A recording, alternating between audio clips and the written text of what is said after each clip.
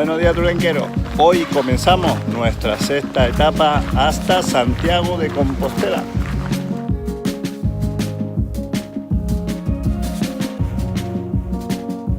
Bueno, tulenque, como decimos, empezamos la sexta etapa y última hasta Santiago de Compostela. Nuestra etapa desde Padrón a Santiago, la que para muchos dicen que es la verdadera etapa jacobea.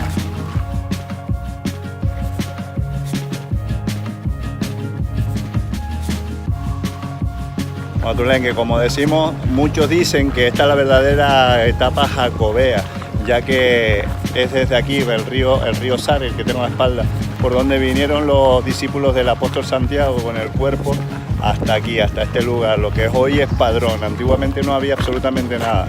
Los discípulos vinieron remando y llegaron a esta piedra. Esta es una réplica del verdadero Pedrón, que se le llamaba, que era una antigua ara romana, que era como una especie, las aras romanas era como una especie de como símbolos religiosos que daban hacia a los dioses, en este caso al dios Neptuno. Los discípulos llegaron a este punto, amarraron la barca y descargaron el cuerpo sin vida del apóstol. En este lugar, en el otro lado, por aquí, de todas formas está todo en el vídeo que grabamos de Padrón, la réplica del carro que supuestamente la reina Lupa le dio a los apóstoles, al discípulos, para cargar el cuerpo del apóstol. Cuenta la leyenda que el príncipe, hijo de la reina Lupa, estaba navegando y cayó de un barco, justo cuando la barca del cuerpo del apóstol llegaba a esta zona en aguas del Atlántico. Justo cuando el príncipe cayó al agua, empezó a hundirse rápidamente y prácticamente se iba a ahogar. Justo en ese momento pasó la barca del cuerpo y en ese momento, según pasó la barca con el cuerpo del apóstol, incomprensiblemente el cuerpo del príncipe empezó a emerger y salvó la vida. Ese dato es importante, ya que cuando los discípulos del apóstol llegaron aquí, a esta zona que no había nada en esa época, se presentaron frente a la reina Lupa para pedirle ayuda para cargar el cuerpo. La reina Lupa no los creyó, pensó que eran dos lunáticos, como siempre, no los creyó y los mandó a pedirle como un carro a un señor que se lo iba a dar gratamente. Este señor, digamos que era digamos como la policía de aquella época.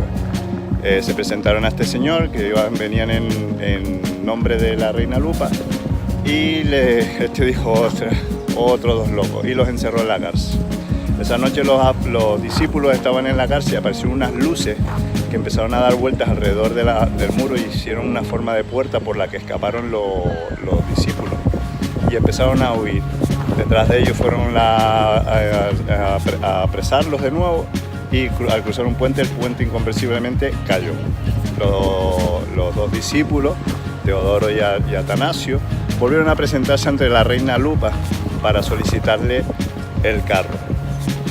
La reina Lupa pues le dijo de todas formas que como les iba a hacer falta unos bueyes para tirar esos carros, que fueran a unos montes cercanos a buscar esos bueyes, que había un monte en donde encontraría los bueyes,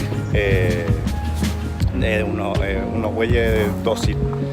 Los bueyes no eran dóciles, eran salvajes, pero ¿qué pasó? Sorpresa de la reina Lupa, que al llegar los discípulos, dos bueyes se prestaron al servicio y se volvieron dóciles. La reina Lupa en ese momento le vino la noticia de lo de su hijo, que se había salvado milagrosamente justo cuando la barca del apóstol pasó al lado de ellos. Tras todos estos hechos y ver cómo los discípulos se salvaban una y otra vez milagrosamente, empezó a creer y se pasó al cristianismo. A partir de ahí pues ya le ayudó a los discípulos dándole lo que es el carro, la réplica la tenemos justo aquí detrás, y los bueyes para que emprendieran su camino. Incluso les ofreció un terreno donde enterrar al apóstol y estos se negaron, ya que había un ángel que los guiaba y le tenía que indicar en el lugar exacto donde tenía que ser enterrado el cuerpo. Y desde aquí empieza la historia por el camino que vamos a hacer hoy de la etapa. Dicho lo cual, este camino parece que hoy promete. Tulenque, comenzamos nuestra sexta etapa y última desde aquí, desde Padrón, ¡Comenzamos!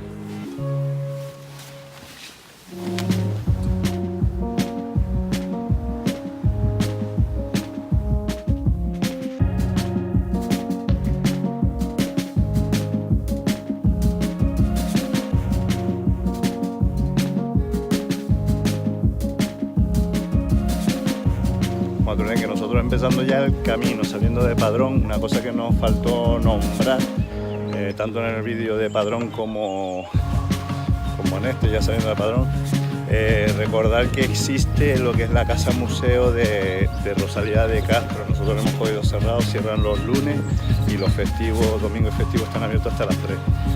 Es la casa de la familia prácticamente de Rosalía de Castro, donde vivió sus últimos años, ya que fue aquí donde murió, igual que contamos. Y también recordar que se puede visitar el templo o el monasterio franciscano de Herbón, monasterio que cuenta con un albergue para todo aquel que coja la opción, porque hay una variante a la hora de llegar a Padrón por Herbón. Ahí está lo que es la zona de pesca del río Ulla y lo del monasterio de franciscano de Herbón. Y no se me queda nada más, creo. Así que nosotros nos despedimos de Padrón y continuamos para Santiago, que hoy llegamos. Vale, sabía yo que se me olvidaba algo.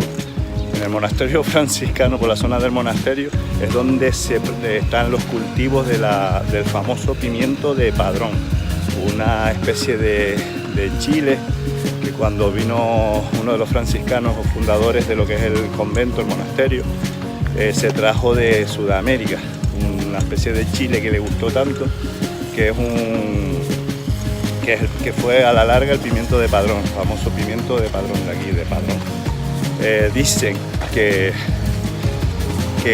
no todos pican, pero desde que te pica el primero, los demás ya no pican.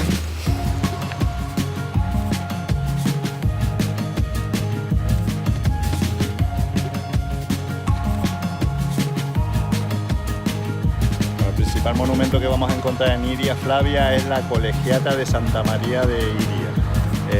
Colegiata que se dice que es una de las iglesias más antiguas de Galicia y una de las primeras del mundo en tener advocación a la Virgen María.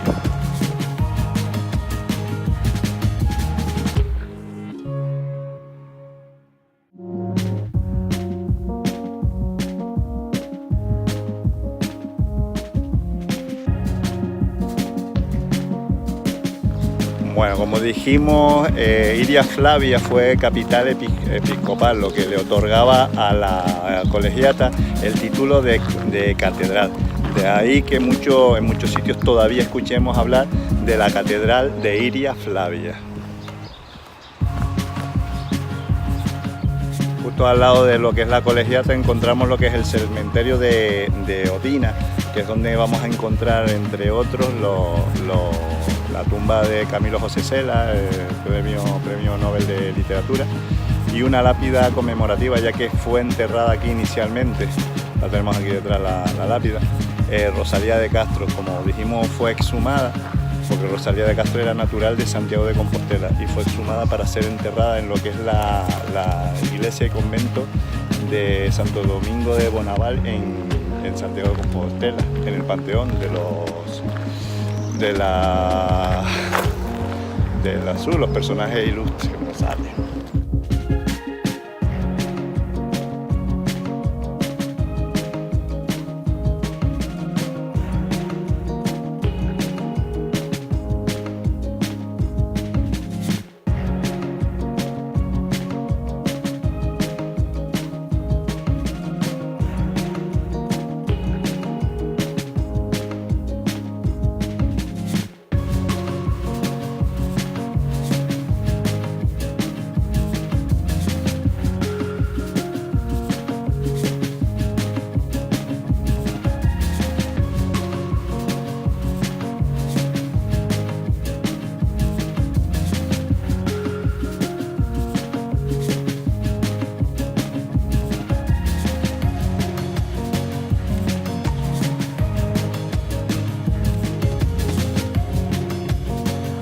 Tulenque, después de unos 6 kilómetros más o menos, llegamos a Escravitude.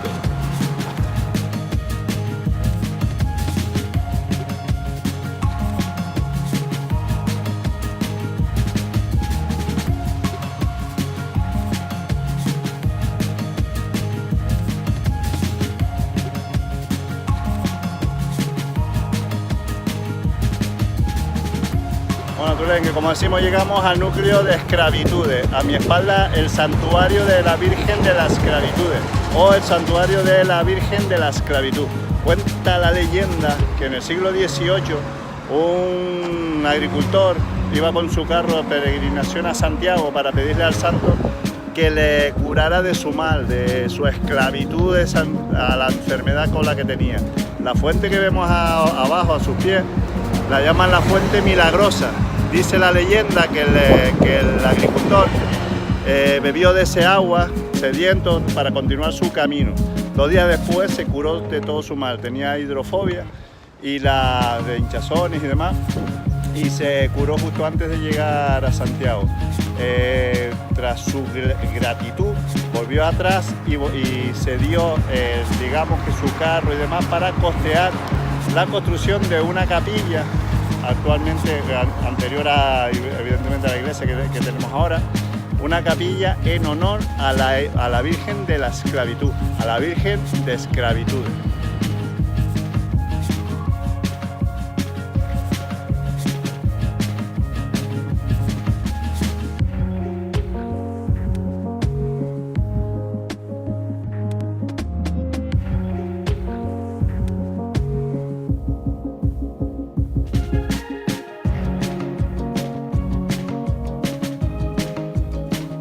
Según según salimos de Escravitude, llegamos al núcleo de Acruces.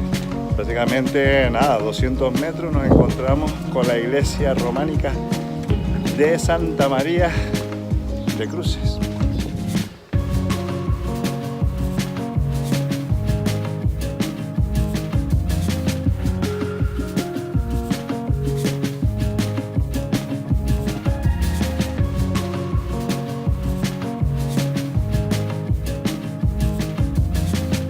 Bueno, Tulenque, llegamos a Picaraña, primer núcleo y creo que único del concello de Rois. Ya dejamos atrás el concello de Padrón y entramos directamente en el de Rois, a 16 de Santiago.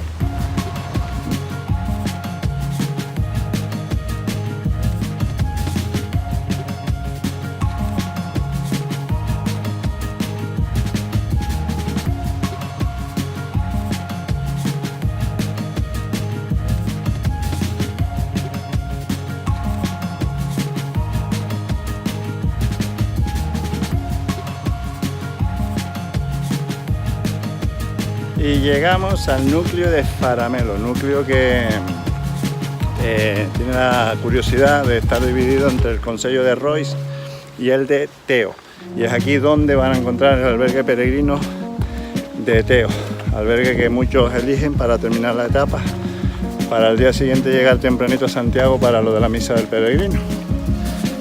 Yo sigo de largo, pa'lante como Alicante, y llegamos. Faramelo.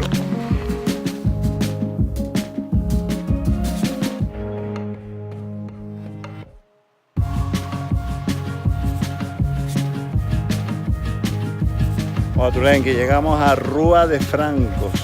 Decir que aquí es más o menos lo que es la mitad de lo que es la etapa de hoy, más o menos como unos 13 kilómetros, 12 kilómetros, perdón. Y de aquí restan otros 13 hasta Santiago. Es decir, en este punto que podemos tener, que es donde vamos a hacer nosotros, hay una zona de mesa para poder comerse el bocadillo. Lo teníamos calculado y pedimos unos para llevar, para comérnoslos aquí justo en la mitad del camino.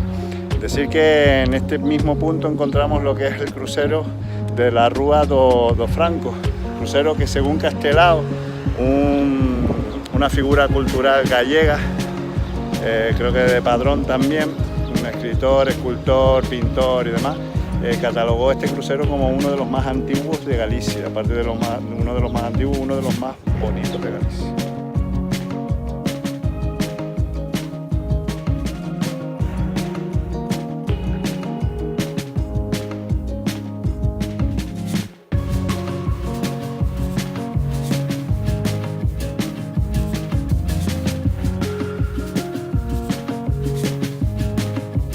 Este crucero destaca lo que es el Cristo, que dicen que según parece que está saliendo de la piedra, y alrededor de lo que es el crucero se ven varios grabados que, según he leído, no sé si los distinguen aquí, son como unos grabados de niños que, según parece, o eso indica, que fueron enterrados aquí niños aún sin bautizar. Eso es lo que he leído, me llamó la atención, la curiosidad, la representación de cada cruceiro.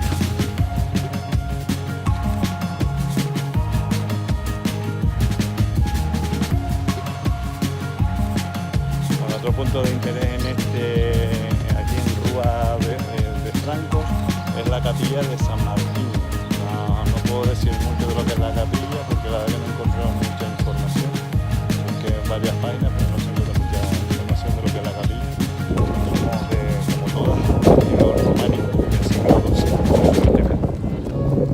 Muy bonita de todas formas. Así que nosotros, de todas formas, también decir que desde aquí se puede hacer una variante para hacer una visita a lo que es el castro de la Reina Lupa, restos de las antiguas ruinas del palacio donde vivía la Reina Lupa, muy relacionada con la historia de Teodoro y Anastasio,